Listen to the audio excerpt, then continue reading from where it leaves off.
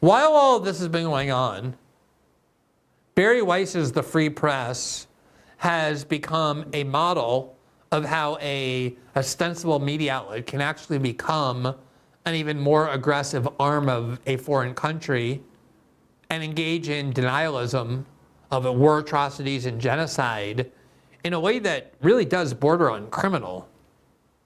There have been war criminals in the past who have been punished as war criminals for running cover for or whitewashing or deliberately propagandizing on behalf of atrocities and war criminality.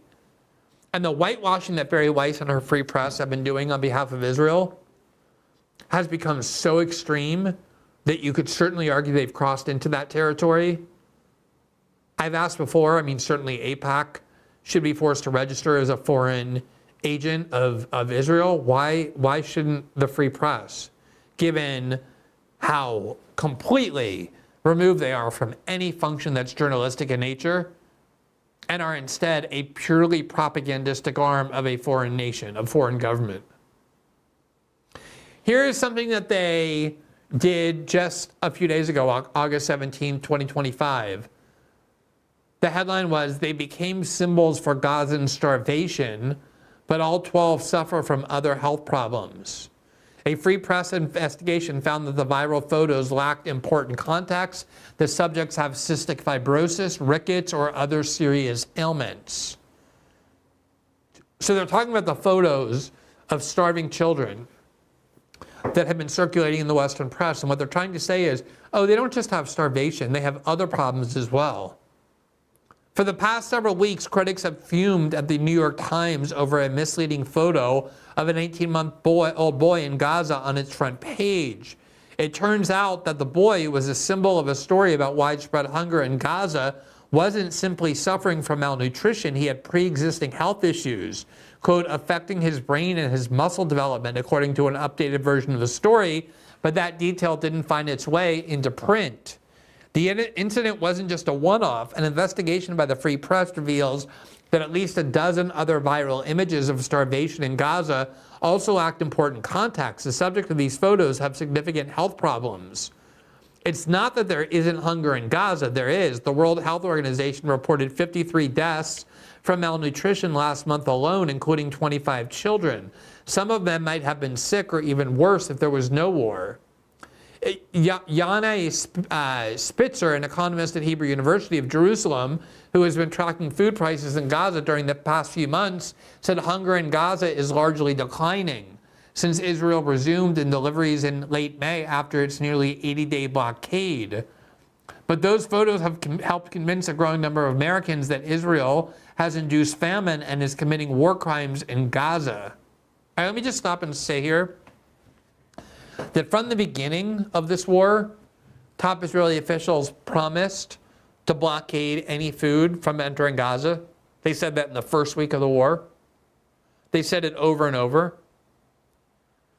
The Biden administration constantly documented how the IDF and settlers backed by the IDF and activists were blocking aid trucks from entering Gaza. The World Hunger Program, led by Cindy McCain, has been complaining for a year now that they can't get trucks into Gaza because they're being blocked by the IDF, often for days or weeks at a time. There have been times when they have let aid trucks in and then shot at the people getting the aid or shot at the aid workers as well. They've made it deliberately impossible for aid to get into Gaza, and they've been explicit about it. And as even the Free Press acknowledges, the Israeli government imposed an absolute impenetrable blockade of any food from entering Gaza this year for 80 days, for almost 3 full months, into a strip of 2.2 million people that already was severely malnourished. What do you think is going to happen if you block all food from entering a region for 3 months? Something the Israeli government admits that it did. And then once the blockade ended, they refused to allow any of the groups with expertise or competence in distributing food, such as the UN or the World Health Program, to get into Gaza to distribute it. They created this new entity of American military contractors where they're barely open even for 15, 20 minutes a day. They're miles away from where huge numbers of Palestinians live. There are only 4 locations in all of Gaza. It's extremely dangerous to get there. When they do get there, they've been massacred routinely by the IDF. There is no question about there being a deliberately imposed famine inside Gaza. And as famine emerges, and every famine, again, we talked to the scholar of hunger and starvation and famine in war just about a month ago, and he explained that what should be obvious, that the more vulnerable you are, the sicker you are, you're more likely to die first. So young children and babies don't have the strength to sustain starvation for very long. They die first. Old people die first. And particularly people who already have illnesses die first. So yes, if you have degenerative sicknesses or various diseases, your body's immune system and everything else is more likely to break down first. So the idea that the people who are dying, many of them the children who are dying have other diseases is not exculpatory. It's totally expected and normal. Of course that's who's going to die first.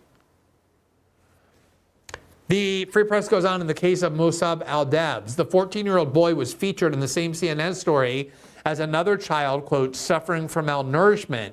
The original caption didn't mention that last May, he sustained a traumatic head injury amid what SHMS news agency, a Gaza-based outlet, called, quote, an Israeli shell explosion. My son was injured in the head, his mother explained. Part of his skull was removed. And there you see him. Now, is that supposed to be helpful to the Israeli government? That one of the children who is dying of malnourishment and starvation is more vulnerable because the IDF blew off part of his skull months ago? Is that helpful to the cause of Israeli propaganda? Is that what the Free Press really has to sing to in order to justify what it's trying to do in whitewashing these war crimes? Yes, it is. That is what they're reduced to. Abdullah Hani Muhammad Abu Zarq, another child whose photograph has circulated in late July, images of the bald and emaciated 4-year-old began circulating on Hamas-affiliated social media accounts, including the Quds News Network. A video of the boy wailing and telling the camera, "I'm hungry," received over 23,000 likes on Instagram. The comments included, "Allah will never forgive Israel and Netanyahu," and "Israel, America, why do you enjoy doing this?" But in a video interview with Al Jazeera's Mubashir, the boy's father shared that his son's health problems dated back to before the war started, including joint pain since age 2. The doctors say they suspected he might have rickets or a muscle problem, the father of the interview said in the interview. Now, one of the amazing things about this disgusting attempt by the Free Press to minimize what the IDF is doing in Gaza is that rickets is a disease that you often get because of deficiencies in nutrients. Starvation is something that contributes to rickets. In fact, there are a lot of prisoners in Israeli dungeons, people who are rounded up, Palestinians who have never been charged with a crime, who are put into these dungeons for indefinite detention. They're really properly called hostages and not prisoners, since they're not charged with any crimes, in these horrific facilities. And a lot of them emerge with rickets as one of the diseases because of how poorly fed they are in there. Some of them actually die of hunger there as well inside these facilities. The Free Press has become so repulsive in its denialism of war atrocities and criminality and genocide on behalf of the government it serves in Tel Aviv that Pod Save America, Crooked Media, which is fairly constrained when it comes to criticizing mainstream outlets, did a segment on how repulsive the Free Press's behavior is. Here's Tommy Vietor and Ben Rhodes, both former national security officials for President Obama, talking about the Free Press. Bari Weiss's publication, The Free Press. They decided to write an entire article attacking other news publications for running photos of kids in Gaza who are starving to death. In The Free Press, the argument they make in this article is that the images don't prove there's a famine because the kids featured have other health problems too. They have like 12 different examples they use, and one is a photo of a 14-year-old boy named Musab Al-Debs. He's described by CNN as suffering from malnourishment. But the big gotcha from the Free Press is that the story didn't mention that the kid suffered a traumatic brain injury after he was hit in the head by shrapnel from an IDF airstrike. So that they think that is making their point. If your reaction to looking at children literally starving to death in a place where 20,000 children have already been killed is to try to dunk on those kids, or the New York Times for putting a picture of one of those kids on the front page by pointing out that there's some other condition that the starving kid is suffering from, that's sociopathic. I actually feel some pity for you, right? Like, I mean this. There's something wrong with you, deeply, deeply fucked up with you, if you look at starving children and then go try to launch investigations to prove that those starving children have other conditions, and then to think you're somehow owning the Palestinians or the left or whomever you're trying to own with it. Who do you think dies first in a famine? Right? It's people with pre-existing conditions. Not mentioned is the fact that the IDF has blown up all the medical facilities in Gaza, so these kids can't get treatment they might need to look less emaciated or to be healthier. The Free Press story is so condescending. It's like, you don't need in-depth reporting or to be on the ground. You just need Google. It's like, that is, fuck you. Fuck you and your obnoxious scolding tone. Sanctimonious. And again, you're looking at people who are objectively starving. Your reaction how to, quote, cover that story is to try to poke holes in... Try to weaponize it. Yeah. I mean, it's just gross. It's grotesque. And the Free Press, by the way, has run previous stories back in May, just claiming the whole claim of famine in Gaza is a hoax. Just like real, like Nazi level stuff. It's just like the kind of people who in 1943 and 1944 would point to well-fed Jews in various concentration camps and say, look, they're totally well-fed. They're taken care of well. They're not hungry. Look at them. They're plump. And they arrange, music festivals for them and dance festivals and nice gardens for when the International Red Cross comes. And you had the Bari Weisses and the Free Presses of that era writing that allegations of Holocaust or abuses of Jews by the Nazi army were hoaxes and were overstated or were fabricated based on manipulated images. This is exactly what we're seeing from the Free Press. And remember, the Ellison family, which is an extremely pro-Israel family, extremely Zionist family. Larry Ellison's philanthropy all goes to Israel, and now his son is trying to buy